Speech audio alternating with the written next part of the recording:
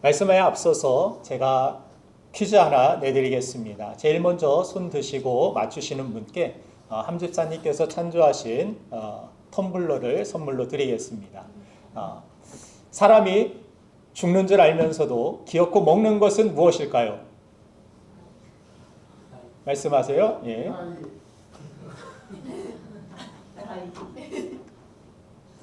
예. 우리 최병건 집사님께 선물을 드리도록 하겠습니다. 예.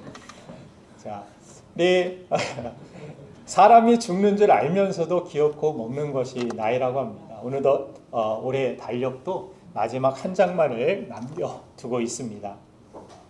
올해의 달력이 쓰임을 다하면 우리는 원하든 원치 않든 나이를 한 살 더 먹게 됩니다. 요즘 핸드폰 기능에는 오래전 이맘때에 사진이 올라오는 기능이 있습니다. 그래서 제 5년 전의 모습이 또 10년 전의 모습이 사진을 통하여서 올라올 때 지금의 저의 모습과 비교해 보게 됩니다. 그러면 그때는 몰랐는데 참 그때는 젊었구나 하는 생각이 들면서 씁쓸함이 남습니다. 그 많던 머리숱은 어디 갔는가? 요즘 바람에 떨어지는 낙엽들을 가만히 보면은 제 머리카락이 떨어지는 것 같아서 동변상련의 그런 마음이 듭니다. 그런데 중요한 사실은 우리는 달력이 다 떨어지고 나면 한 살을 먹지만 나무는 혹독한 겨울을 다 이겨내고 나야만 한 살을 먹는다라는 사실입니다. 혹독한 겨울을 잘 이겨낸 흔적을 우리는 나이테라고 부릅니다. 봄, 여름에는 이 줄기의 물관 구성 부분이 빨리 자라게 되어서 엷은 색깔을 띠게 됩니다. 그런데 겨울에는 생장이 더뎌서 짙은 색깔을 띠게 되면서 색깔의 고리가 만들어지게 됩니다. 이것이 나이테입니다. 그래서 나이테는 혹독한 추위를 잘 이 나무가 이겨냈다라는 증표이기도 합니다. 우리 신앙에도 하나님의 눈에만 보이는 이런 나이테가 있지 않을까 생각이 듭니다. 제가 오늘 예배하는 여러분들을 보아도 혹독한 고통의 순간들을 믿음으로 한순간 한순간 견뎌내신 그러한 기억들이 있습니다. 그 기억들은 저를 포함한 주변의 많은 사람들에게 신앙의 교훈과 감동을 주었습니다. 또한 하나님 앞에도 아름다운 사람으로 그 사람들은 기억되리라 저는 믿습니다. 저희 아버지께서도 예전에 항암 투병을 하시면서도 복음을 위하여서 또한 이 강단을 지키기 위하여서 설교를 하시기 위하여 진땀을 흘리면서 바들바들 떠시며 이 강단에서 말씀을 전하셨던 모습을 바라보면서 제가 목회자로 살아가기를 결단하게 될 때에 그분의 영향이 많이 있었음을 저는 느낍니다. 무엇을 위하여 저렇게까지 고통을 참으며 견디며 할 수 있을까? 또 하는 것일까? 나는 무엇을 위해 살아가고 있는지 또 살아야 할지 그런 어떤 귀중한 결단의 기록 가운데서 그분들의 헌신의 모습들, 그분들이 그 고통을 이겨내고 신앙으로 잘 견뎌낸 모습들이 큰 영향력이 되었음을 깨닫게 됩니다. 그래서 성경을 보면은 인간의 고통이 최초의 인류였던 이 아담과 하와의 범죄 때문에 시작되었음을 우리에게 보여줍니다. 그들이 타락하기 전에는 노동과 출산도 고통스럽지 않은 일이었지만 이들이 타락한 이후에는 농사도 출산도 모두 고통스러운 일이 되고 말았습니다. 마침내 인간의 삶은 고통의 연속이 된 것입니다. 누구든 이 고통의 문제에서 자유로운 사람은 아무도 없게 되었습니다. 죄 가운데 태어나고 죄 가운데 살아가고 있기 때문입니다. 그래서 고통의 이 문제는 믿음의 사람에게도 찾아올 수 있는 것임을 우리는 알아야 합니다. 믿는 사람도 질병에 감염될 수 있습니다. 목사도 감기에 걸리기도 합니다. 후두염에 걸리기도 합니다. 신약 성경에 사도 바울도 자신의 몸에 있는 가시를 없애달라고 하나님께 3번씩이나 간절히 기도했다라고 성경은 말씀하고 있습니다. 믿는 사람에게도 이 고통이 찾아오는데 이 고통을 우리가 어떻게 이해하느냐, 이 고통을 어떻게 바라볼 수 있느냐는 이 고통 너머에 있는 하나님의 축복을 우리가 받아 누릴 수 있느냐, 아니면 그 중간에 우리가 도중에 포기하는 사람이 되느냐, 이 기로를 기로에 서 있기 때문에 우리는 이 고통의 문제를 잘 이해해야 되고 또한 극복할 수 있어야 합니다. 고통의 이 사전적 의미는 몸이나 마음의 괴로움과 아픔을 뜻합니다. 고통이 찾아오면 원칙적으로 육체와 마음이 함께 괴롭습니다. 여러분들 몸만 아프다고 해서 몸만 괴롭습니까? 마음도 힘들어지고 약해지는 모습을 봅니다. 몸이 건강했을 때에는 아무런 일도 아무렇지 않게 지나칠 일들도 몸이 힘들고 어려울 때에는 그것이 신경을 예민하게 자극하기도 하고 기분이 나쁘게 마음을 상하게도 하는 그러한 일들을 우리가 겪음을 통해서 이 몸이나 마음의 괴로움과 아픔을 함께 한다라는 것을 우리가 고통의 의미를 깨닫습니다. 그래서 우리의 신앙 역시 고통과도 밀접한 관계가 있어서 우리의 몸과 마음이 고통스러울 때는 우리의 신앙도 흔들리는 것을 경험하기도 하는 것입니다. 실제로 많은 사람들이 이 고통의 문제 앞에서 믿음이 파산하기도 했고 고통의 문제를 견디지 못해서 인생을 부정적으로 생각하다가 안타깝게 마감하는 사람들의 이야기도 듣습니다. 그러므로 우리가 고통을 어떻게 이해하고 대처하느냐는 우리의 인생과 및 신앙과도 직결되는 문제이기 때문에 우리는 고통에 대하여서 잘 이해할 필요가 있습니다. 저는 오늘 이 설교가 여러분들의 인생의 고통이 찾아왔을 때 그 고통을 뛰어넘어 하나님의 축복으로 나아갈 수 있는 힘이 되고 길이 되어줄 수 있기를 간절히 소망합니다. 여러분에게 다가온 고통의 문제 속에서 답을 찾고 또 고통 이전보다 더 귀하고 복된 삶을 사는 저와 여러분들 되기를 주님의 이름으로 축원합니다. 그러면 우리는 이 고통을 어떻게 이해하고 또 고통 중에 우리는 무엇을 해야 할까요? 오늘 성경 본문 야고보서 5장 13절에서는 우리에게 이렇게 말씀합니다. 같이 한번 읽겠습니다. 시작. 너희 중에 고난당하는 자가 있느냐? 그는 기도할 것이요 즐거워하는 자가 있느냐? 그는 찬송할지니라. 아멘. 고난당한 사람이 있거든 그는 기도해야 된다. 또 즐거워하는 일들이 있는 사람이 있느냐? 그는 찬송하라. 이렇게 말씀하고 있습니다.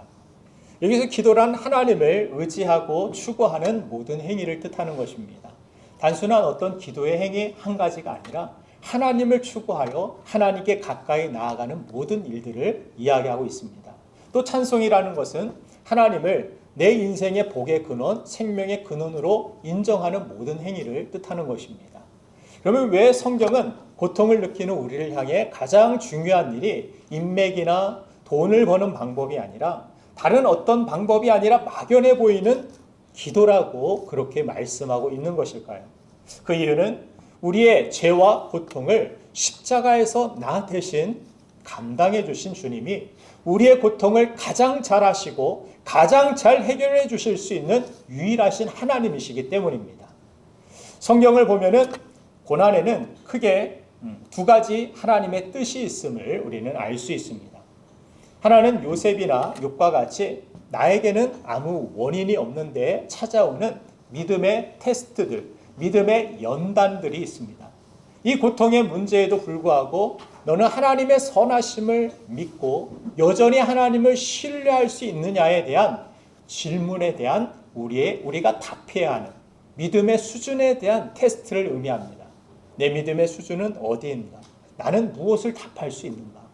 나는 어느 정도나 하나님 앞에 신뢰를 그 고통 중에서 답할 수 있느냐? 여러분들 노스 페이크 같은 그런 가짜 브랜드 패딩을 입어보신 적이 있습니까? 평소에는 진짜와 별로 다른지 모릅니다. 그런데 입고 험난한 그런 산에 올라가면 금방 차이가 나는 것을 봅니다. 가짜는 방수가 아니라 흡수 기능이 있습니다. 그래서 이슬이든 습기든 뭐든 다 흡수를 합니다. 내 안에 있는 땀까지 다 흡수를 합니다. 한참 올라가다 보면 애를 하나 업고 올라가는 것 같은 느낌이 드는 아주 신기한 그런 체험을 하게 됩니다. 이처럼 평탄할 때는 몰랐던 부분들이 험난한 상황 속에서는 다 드러나게 되는 것을 보게 됩니다. 이처럼 고통은 우리의 신앙의 현주소를 알려주는 테스트로 우리에게 작용할 수 있는 것입니다. 또 고통이 주는 다른 한 가지 기능은 내가 하나님의 은혜를 잊고 하나님을 멀리하면서 하나님의 축복과 멀어지고 있다라는 알람 장치, 경고 장치와도 같이 작동을 합니다. 창세기 28장을 보면 장자권을 뺏기고 집을 나와서 갈 곳이 없어서 방황하는 이 야곱이 광야길에서 돌베개를 베고 자다가 하나님의 약속을 받는 은혜를 경험하게 됩니다. 그리고 그곳에서 야곱은 자신이 베고 있던 돌베개를 기념비로 세워서 이곳을 베델이라고 이야기하며 내가 다시 돌아와 하나님 앞에 예배하고 또한 10의 1을 드리겠다라고 하나님과 약속을 세웁니다. 그 내용이 창세기 28장 19절부터 22절까지의 그런 내용인데 우리 한번 같이 확인차 같이 읽어보도록 하겠습니다. 시작. 그곳 이름을 베델이라 하였더라. 이 성에 이름을 주소라. 야곱이 성하여 이르되 하나님이 나와 함께 계셔서 내가 가는 이 길에서 나를 지키시고 먹을 것과 입을 옷을 주시옵소서. 계속 읽겠습니다. 시작. 내가 평안히 아버지 집으로 돌아가게 하시오며 여호와께서 나의 하나님이 되실 것이요 내가 기둥으로 세운 이 돌이 하나님의 집이 될 것이요 하나님께서 내게 주신 모든 것에서 10분의 1을 내가 반드시 하나님께 드리겠나이다 하였더라. 네. 하나님의 은혜가 너무나도 고맙고 감사해서 하나님 앞에 그러한 소원을 드리게 됩니다. 그러나 에서와의 문제가 잘 해결되고 나자 10년이 지나도록 이 약속을 까맣게 잃어버리고 지키지 않은 야곱의 모습을 성경은 기록합니다.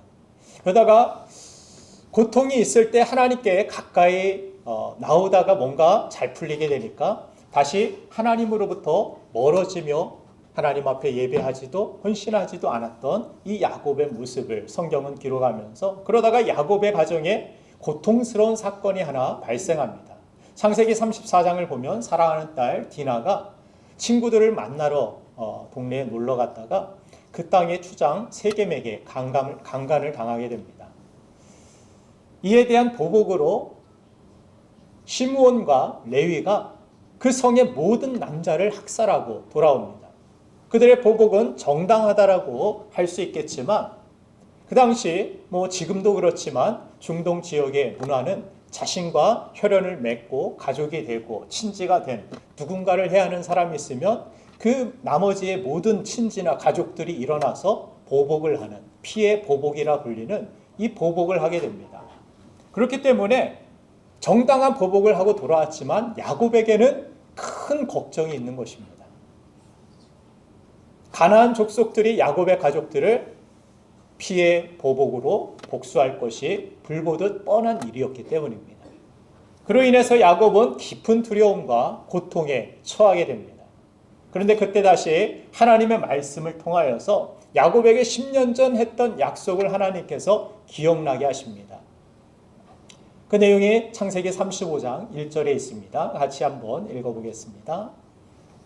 창세기 35장 1절 말씀 시작. 하나님이 야곱에게 이르시되 일어나 베델로 올라와서 거기 거주하며 네가 내 영의 상에 납득케 하여 도망하거니와 내게 가능하던 하나님께 거기서 제단을 쌓으라 하시니라. 아멘.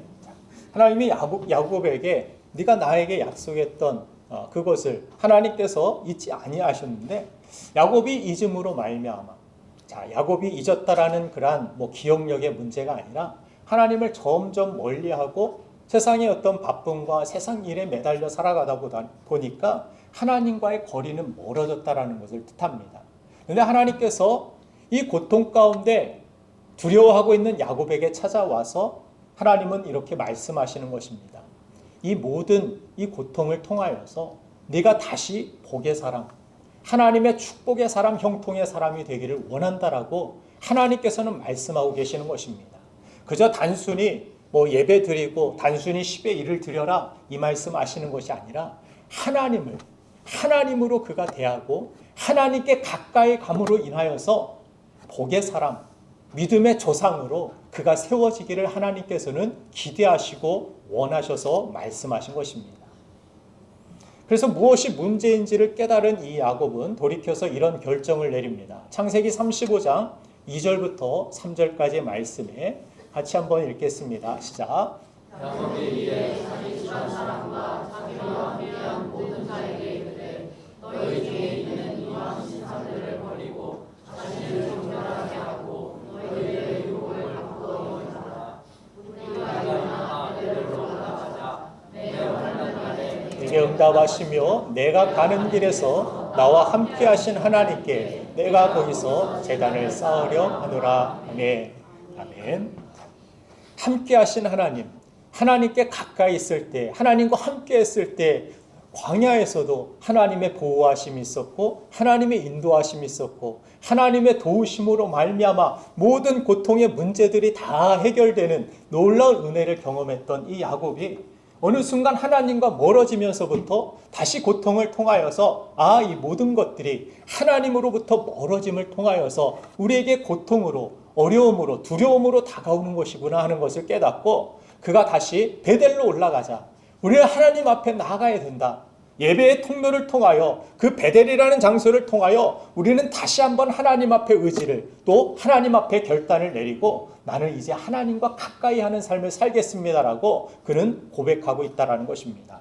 야곱의 가정에 얼마나 그러한 문제가 많았는지 2절을 아까 보면은 그 가정에 신상들을 이방의 신상들을 내버리라 이런 말씀을 하고 있죠.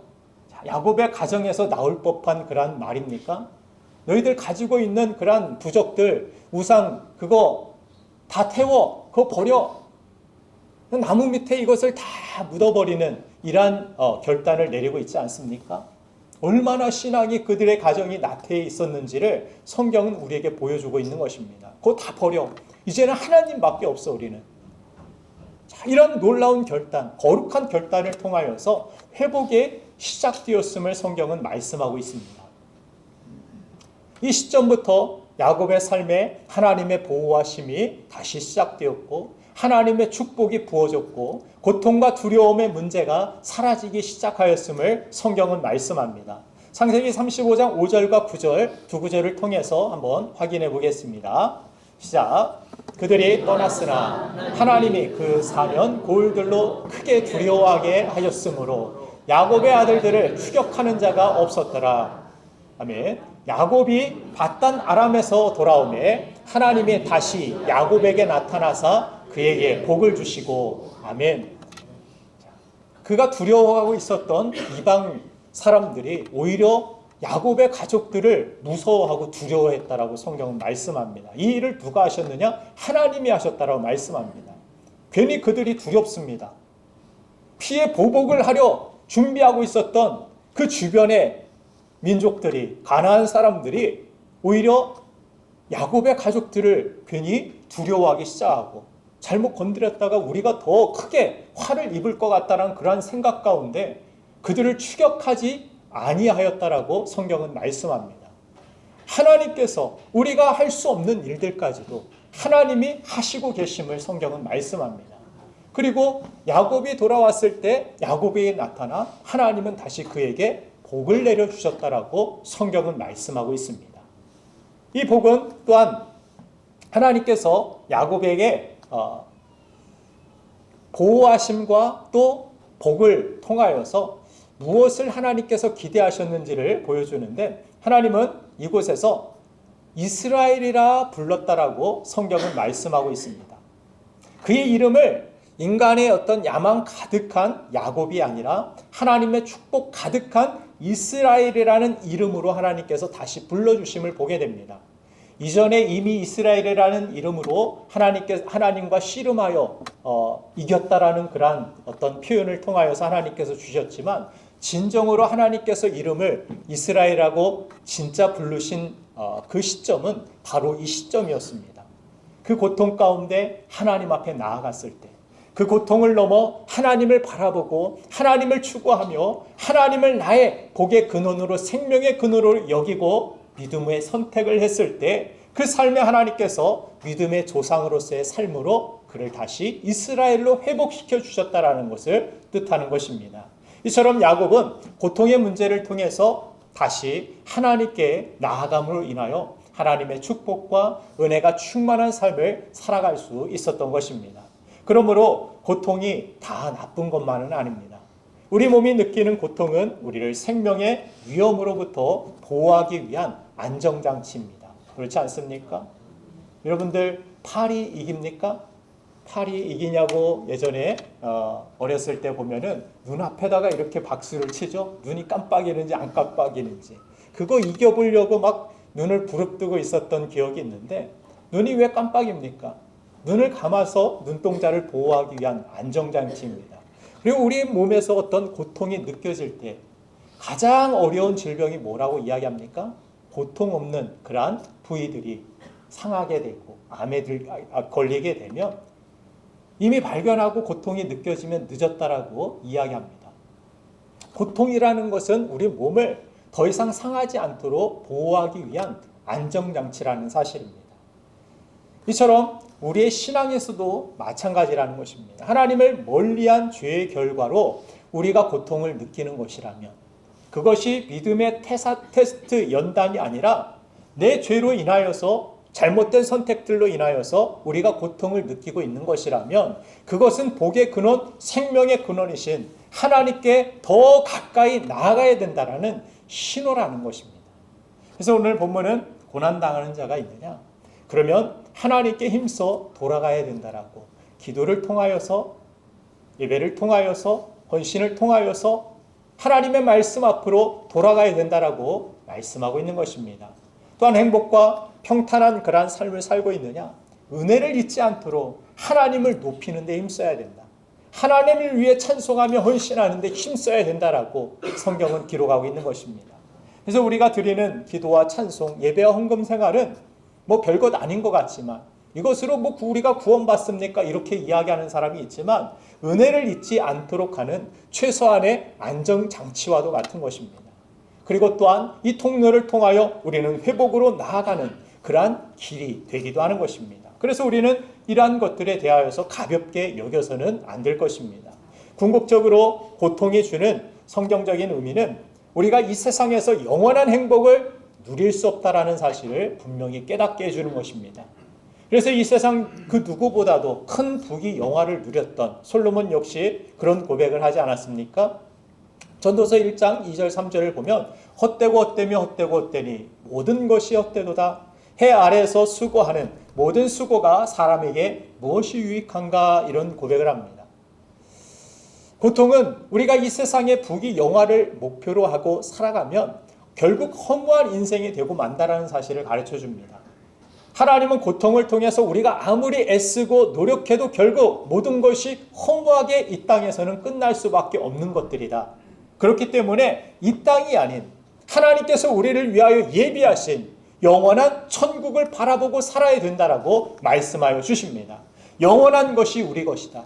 영원한 것을 붙드는 것이 지혜자이다. 여러분들 영원한 것이 준비되어 있습니까? 왜 자신이 없습니까? 영원한 것을 준비하여 주시기 위하여 예수님께서 이 땅에 하나님 나라를 가지고 오셨는데 예수 그리스도 안에 그 하나님의 나라가 있고 천국이 있는데 예수 그리스도를 여러분들 믿음으로 우리에게는 영원한 것이 주어졌습니다. 그래서 우리는 이제 더 이상 이 땅만을 위하여서 바라보고 살아가는 사람이 돼서는 안 됩니다. 골로새서 3장 1절 말씀에 기록된 바와 같이 골로새서 3장 1절 같이 한번 읽어볼까요? 시작. 그러므로 너희가 그리스도와 함께 다시 살리심을 받았으면 위의 것을 찾으라. 거기는 그리스도께서 하나님 우편에 앉아 계시느니라. 아멘.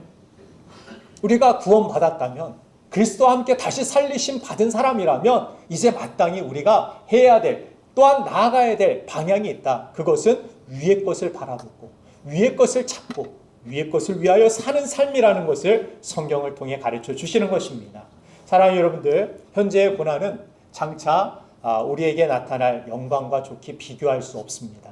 이것을 믿으십니까? 이 고통의 문제로 인해서 여러분들 하나님을 등지지 말고 고통을 통하여서 왜 나에게 고통을 주셨느냐고 하나님과 다투려고 하지 마시고 하나님께 오히려 겸손히 머리 숙여 가까이 나아가는 우리가 되길 원합니다.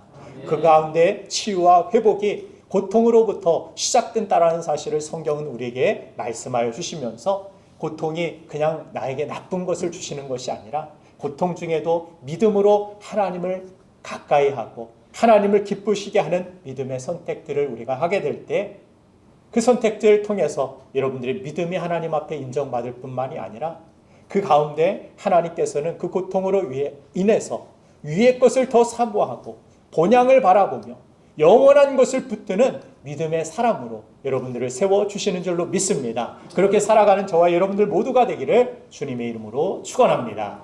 이 시간 우리 함께 기도하겠습니다.